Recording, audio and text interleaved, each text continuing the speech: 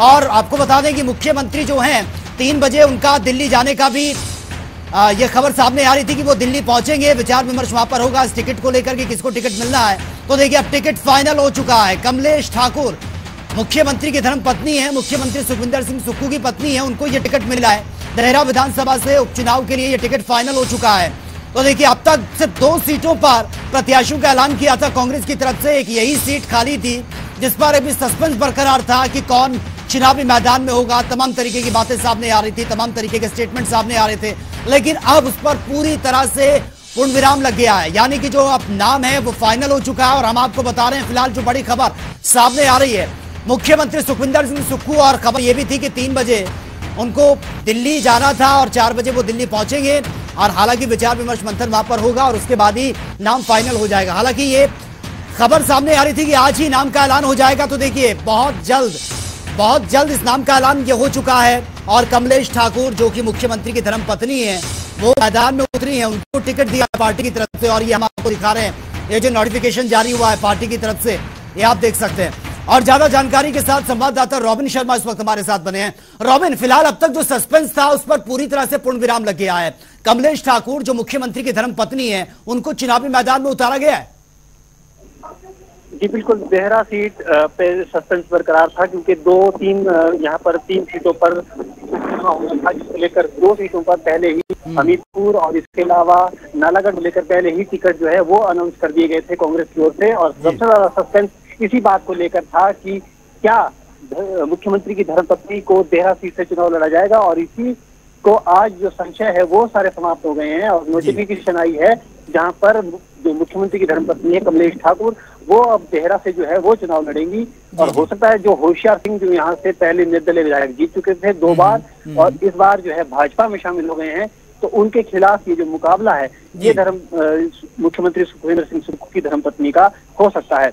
क्योंकि इसको लेकर पहले से ही जो है संभावनाएं लगाई जा रही थी, अटकलें लगाई जा रही थी, लेकिन आज ये जो है पूर्ण रूप से साफ हो गया है। जी बिल्कुल, आज तस्वीर बिल्कुल क्लियर हो चुकी है रॉबिन। लेकिन इससे पहले जो कांग्रेस वेट एंड वॉच की स्थिति में थी, नामों को लेकर कयास लगाए जा रहे थे, फिलहाल ये सस्पेंस भी अब साफ हो चुका है।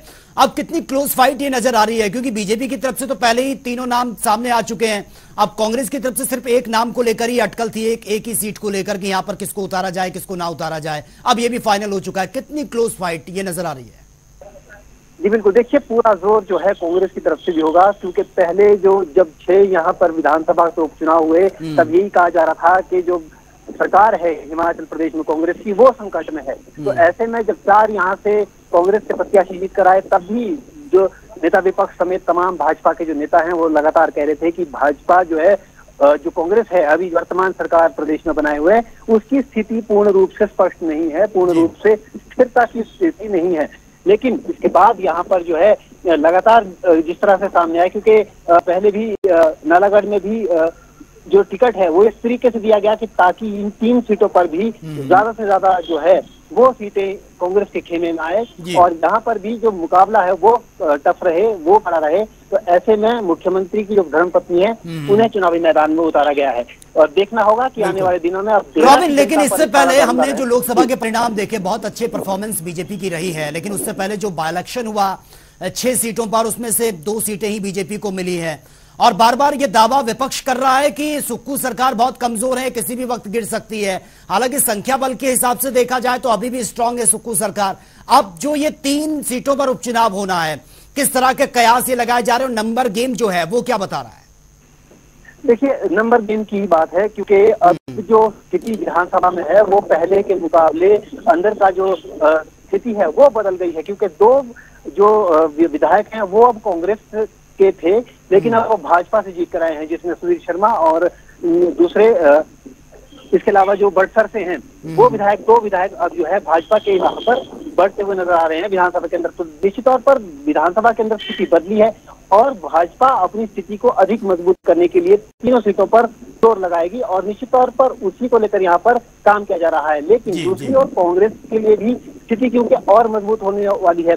यहाँ पर सबसे बड़ा सवाल यह है कि कांग्रेस ने इस पूरे प्रकरण के दौरान कुछ खोया है तो भाजपा ने कुछ पाया है। ज्यादातर उनको जो है उनके खेमे में बढ़त बनी है विधायकों की विधानसभा के अंदर। अगर नंबर गेम के देखे तो निश्चित तौर पर एक बड़ी बात, दिलचस्प बात ये भी है कि अगर यहाँ पर कमलेश ठाकुर जीत कर आती हैं तो इतिहास में, हिमाचल के इतिहास में शायद पहली बार ऐसा होगा जब मुख्यमंत्री और उनकी जो धर्मपत्नी है वो दोनों एक सदन का हिस्सा होंगे। देखने वाला बात होगी कि आने वाले दिनों में देहरा की जनता किसका साथ देती है। जी ठीक है, चलिए रॉबिन, बहुत बहुत शुक्रिया फिलहाल आपका तमाम जानकारी के लिए।